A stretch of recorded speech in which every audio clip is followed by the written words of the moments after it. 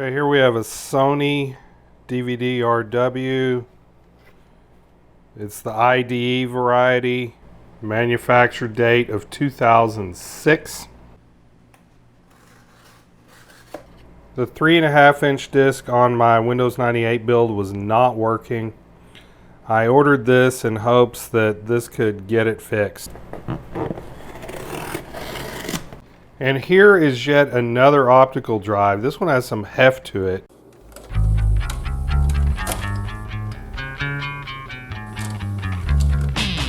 Alright, it's been a few days. During my Windows 98 build, I ran into a problem that brought progress to a standstill. My optical drive that I was using stopped working. The tray would not open or close anymore. So I picked up a couple of IDE optical drives. These are both IDE optical drives. Both of these were eBay purchases. The top one here is a Sony DRU-830A. This one was manufactured in October 2006. So it is 13 years old. It's a DVD-RW drive. And this was an eBay auction item, not a buy it now. And this is a Plextor, which were a very highly regarded drive, and this is a CD-RW. I can install both of these into this machine just fine. Also, I was having trouble with my 3.5-inch drive. I don't know if it was the drive, I don't know if it's a drive controller, but I acquired another 3.5-inch floppy drive. This one's a Sony with a manufacture date of February 2003. Which makes it fairly new for a floppy drive. So I'll go with cable select on this. Okay, this Sony optical drive is reading much better. It's not having to attempt multiple reads. It's doing a much better job. Okay, so now the USB drivers will be installed after this reboot. So I'll be able to use a USB stick now if I want to load stuff up. I'm going to go ahead and load up the Windows 98 in the other optical drive, because oftentimes these driver disks want to search for information on the Windows disk. So I want both these disks to be available as CD-ROMs. Right now it's pulling data off of the Windows 98 disk. So it's a good thing to have two optical disk drives for a Windows 98 install. And it says my Windows configuration is invalid. Run the Windows setup program again to correct the problem. So I'm going to go ahead and run the Windows setup again to correct the problem. So I'm going to boot from CD-ROM. And I have the Windows disk in the Sony. And I'm going to do the setup again. I'm going to hit enter to continue setup and replace my current operating system. And it's going to do its thing, and I'm going to let it. Meanwhile, I'm going to take care of other business.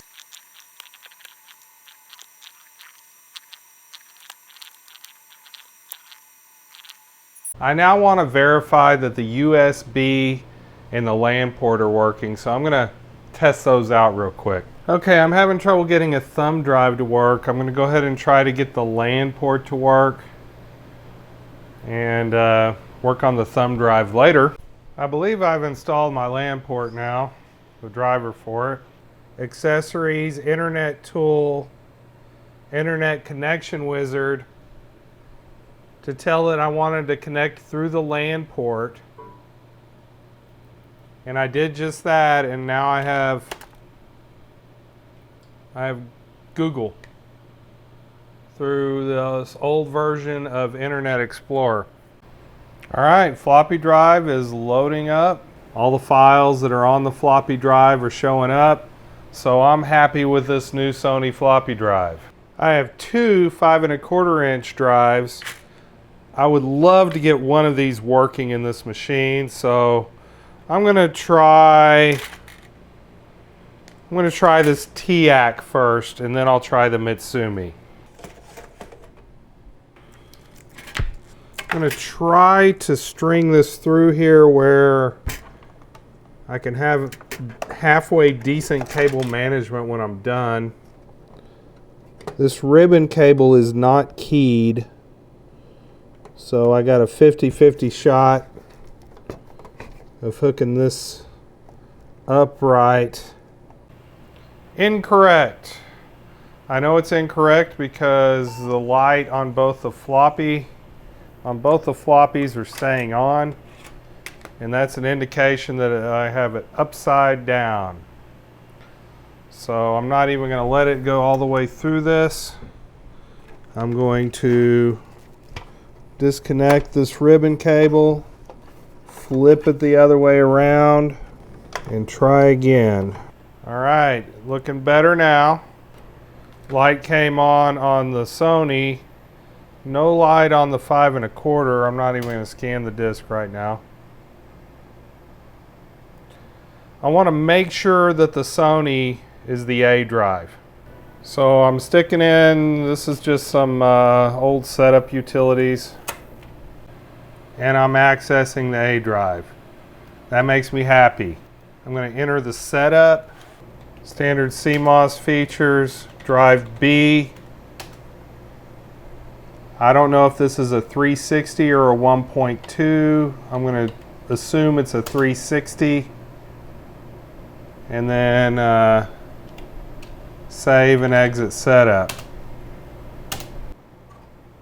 Oh, I just saw something. I just saw this 5 1/4 try to do something. I'm going to grab a 5 1/4 disc. All right, I'm going to put this 5 1/4 in. I'm going to go to my computer and see if the B drive shows up. There's the 5 1/4 floppy B drive. Double clicking on it, files. This drive is working. Read fault error, reading drive B. Well, that might not be the drive. That might be the floppy itself. Makes me want to try this other one out too. The faceplate doesn't fit. All right, we'll try it out anyway. Let's power it up. All right, the Mitsumi is also working. Let's see if this program will launch using the Mitsumi. Same error as the Teac. I'm going to try a different 5 1/4. Looking at the specs on both these drives, they're both 1.2 megabyte drives. The Teac is somewhat lighter weight than the Mitsumi, but I think I'll go with the Teac because the faceplate fits into the drive bay better than the Mitsumi does. I will keep the Mitsumi around just in case the Teac starts giving me troubles. At this point, I'm fairly happy with my hardware configuration with my 2 optical drives, my 3.5 inch, my 5 1/4 inch, and my hard drive. Now I'm going to tie down some cables, screw these drives in tight. With the non-modular power supply, cable management on this is going to be a beast, so I'm just going to try to take all the cables that I'm not using and tie them up in kind of a wad and tuck it up there near the top. So let's start with that. Well, it's not a thing of beauty compared to modern standards, but I have unused wires tucked up here in the top. I have the wires going to my various devices wired tied together on the side, and then the motherboard wires are wired tied together over here along with these case fan wires. So this makes things pretty easy to see. It helps with the airflow. Not much I can do about ribbon cable, but it's really not that bad. Everything's accessible. Everything's screwed down tight. I loaded some stuff I didn't need to load on this first install, and I'm regretting it now. I have all the hardware I want installed. I'm going to do a fresh, clean, from scratch Windows 98 2nd edition install. I'm not going to leave any software on this device. Then reload the drivers for the motherboard and for the video card and see if the error messages go away. I have not installed drivers for the video card, for the integrated audio, for the LAN port, for the USB, or for the RAID controller. So I'm getting alerts showing up on Device Manager. But before I install drivers for these things, I want to make a backup of Windows 98 as is, so I don't have to go through this whole routine again if any of these drivers end up causing blue screen errors. So I'm in System Tools. I'm about to do a backup. Welcome to Microsoft Backup. A backup is a copy of the files from your computer. Okay, so I want to create a new backup job. I want to back up my entire computer, all selected files. For now, I will go ahead and store it on the C drive. I'm going to create a new folder called Backup, and it's C Backup My Backup. Next, compare original and backup files to verify. Compress the backup data to save space. This is not so important on this. I do want to compare though. So next, type a name for this backup job. I'm going to call it a C backup. All right, it's now creating a backup image, and the progress bar is moving along pretty good. It's now verifying that the backup I created is a good copy of the files that I backed up. So now that the backup's complete, I want to go ahead and create a Windows 98 startup disk. Startup disk is a tab under Add Remove Programs. Create disk. Preparing startup disk files. All right, label a disk Windows 98 startup disk, put it in drive A.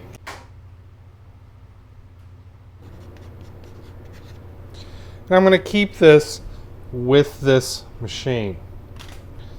All right, that's really everything I need, the backup and the startup disk, in order to restore this if anything really goes wrong. So I am now ready to install some drivers. Now I have two CD-ROMs. In the top one I have my Windows 98 disk. In the bottom one I am going to load up drivers and utilities. So I'm going to load these up right now. And the first thing I want to load up is the video card driver. Okay, I accept the terms of the NVIDIA license. Okay, display driver setup is preparing the install shield. Okay, this will install NVIDIA display drivers on my computer. Yes, I agree to the license. Okay, yes, I want to restart my computer now. With Windows 98, if you install a driver, expect to do a reboot. Okay, new hardware found. Plug and play monitor, that's fine. Search for the best driver for my device, that's fine. And it should find it. I'm going to go ahead and include the CD-ROM drive, because there's two CD-ROM drives here. I'm going to hit next. And now it's ready to install the best driver for this device. Next. And then finish. Now it's updating my system settings for the monitor. Alright. And now I should be able to change the settings of the monitor. Properties. Settings. Okay, I'm going to maximize my screen area. I'm going to set it to the highest possible color setting. I'm going to click Apply. And I'm going to go ahead and restart the computer with the new color settings. You can sometimes apply it without restarting, but That can be risky in Windows 98. It's being a little bit slow to reboot. That's kind of scary. It's been several minutes. To me, that means this is frozen. So I'm going to try a 3-finger salute. Control-Alt-Delete. Okay, it rebooted just fine this time. Still 800 by 600. I'm going to try to go to 1280 by 1024. All right, it did it. I resized my desktop. I'm going to go ahead and keep these settings, but I might go with a larger font. Apply, close, and I'll restart later. So I'm not going to restart now with the larger font. Okay, now I'm going to go back to my E drive, and this time I want to do the audio. So I'm going to do vinyl audio version 7.00B, and I'm going to go to the setup program. And this will install the audio that's built into the motherboard. It's putting in the codecs, or it will eventually put in the codecs. Okay, the wizard searches for drivers for vinyl AC97 codec combo driver. Okay, so we're going to go ahead and add the new hardware. Search for the best driver that's recommended. Always make sure CD-ROM is selected so it can access the Windows 98 CD if it needs to. Please wait while Windows searches. It did access the Windows 98 CD. It's also accessing the drive where the install is located. And it did find it. So I'm going to go to next and then finish. This time it didn't ask me to reboot. I'm going to do it anyway. I heard the speakers click. Let's see if we hear a noise when Windows 98 comes up this time. All right, there's the Windows 98 startup sound. Okay, I want to go ahead and do the Ethernet, and it recommended a reboot. So we're going to go ahead and do the reboot. Okay, there was a USB driver for this board, but I read that this driver will work better.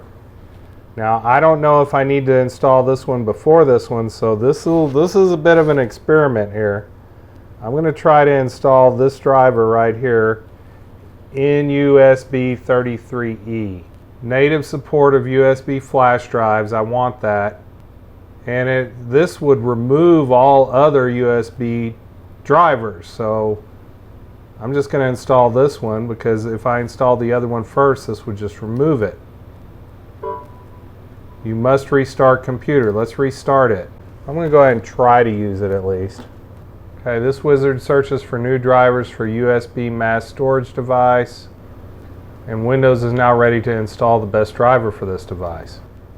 And it saw my USB 2 device.